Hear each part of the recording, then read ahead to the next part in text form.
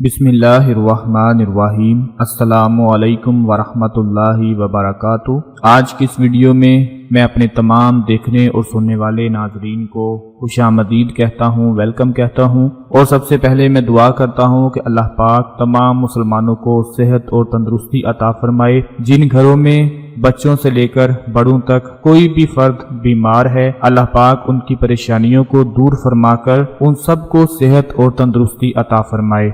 नाज़रीन, कभी कभी कुछ चीज़ों का असर उल्टा होना शुरू हो जाता है। दर्द दवा बन जाता है और दवा बीमारी। जैसे कुरान करीम इंसानों के लिए हिदायत और शिफा बनकर आया है, लेकिन कुछ लोग इसी कुरान से अपनी गुमराही में इजाफा करते हैं, गलत रास्ते इख्तियार कर लेते हैं। हालांकि कुरान पाक में शिफा और रहमत के बारे में बार बार जिक्र किया गया है। हजरत अली अलैहिस्सलाम का इरशाद गिरामी है कि जिस दिन मक्का फतह हुआ, हम रसूल खुदा सल्लल्लाहु अलैहि वसल्लम के हमरा काबा के पास आए। हजूर अकरम सल्लल्लाहु अलैहि वसल्लम ने मुझसे फरमाया, अली बैठ जाओ। मैं जमीन पर बैठ गया। उसके बाद सरकारे दो आलम सल्लल्लाहु अलैहि वसल्लम मेरे शानों पर चढ़े और फिर मैं खड़ा हो गया। तब अल्लाह के रसूल ने हाजरीन से खिताब करना शुरू किया और आपके खिताब का एक जुमला ये भी था कि जो शख्स कुरान के जरिए से शिफा तलब ना करे, अल्लाह ताला उसे शिफा नहीं अता फरमाते। कुरान करीम हमारे लिए ना सिर्फ एक बेहतरीन जिंदगी गुजारने का कायदा है, बल्कि इसमें हमारे लिए दुनिया और आखिरत की निजात है। इसकी बरकत से जिस्मानी रूहानी बीमारियां दूर होती हैं। लेकिन आज हमने कुरान पाक पर अमल करना छोड़ दिया है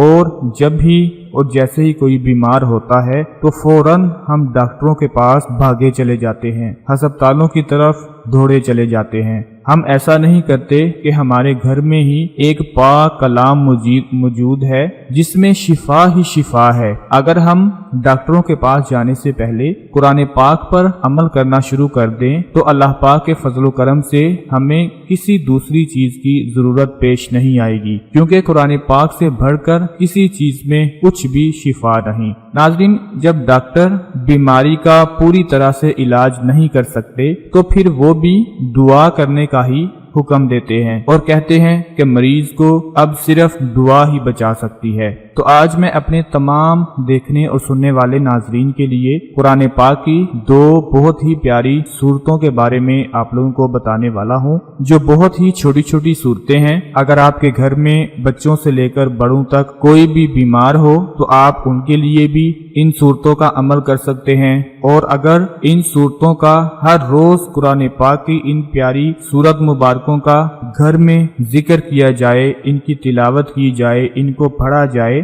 तो यकीन मानिए घर से हर तरह की बीमारियां खत्म हो जाती हैं। इन सूरतों की तिलावत करने से कोई भी बीमारी घर में दाखिल नहीं होती। उम्मुल मोमिनीन हजरत आयशा रजी अल्लाह अन्हा फरमाती हैं कि जब घर में कोई बीमार होता तो रसूलुल्लाह सल्लल्लाहु अलैहि वसल्लम उस पर दो कुरानी सूरतें पढ़कर फूंक मारा करते थे। नाज़रीन, वो दो कुरानी सूरतें कौन सी हैं जो आपको बताने जा रहे हैं। सबसे पहली कुरानी सूरत सूरा फलक है, कुल आऊज़ु बिरब्बिल फलक, और उसके बाद दूसरी सूरा मुबारक सूरा अल नास है, कुल आऊज़ु बिरब्बिन नास। आपने ये अमल किस तरह से करना है कि सुबह उठने के फौरन बाद आपने 7 मरतबा ये दोनों सूरतें पढ़ लेनी है, इनकी तिलावत कर लेनी है, और उसके बाद रात को सोने से पहले 7 मरतबा इनकी तिलावत कर लेनी है। इंशाअल्लाह अल्लाह पाक के फजल करम से अगर आपके घर में कोई बूढ़ा